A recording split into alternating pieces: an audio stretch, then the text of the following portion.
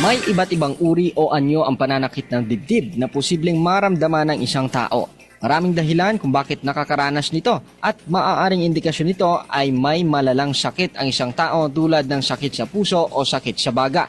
Ilan sa mga sintomas nito ay tulad ng chest pain na kung saan nagdudulot ng iba't ibang uri ng sensasyon depende sa sintomas o dahilan ng pananakit ito.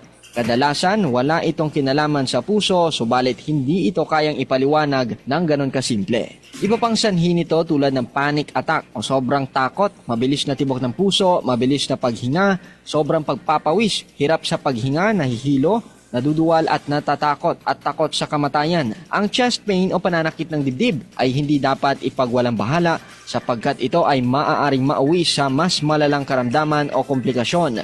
Kung hindi agad maagapan ay maaari itong mauwi sa kamatayan. Mainam na kumonsulta agad sa doktor kung nakararanas ng mga sintomas na nabanggit upang malaman kung ano ang tamang gamot at lunas para dito. Halim Abbas, NDBC, Bida Balita.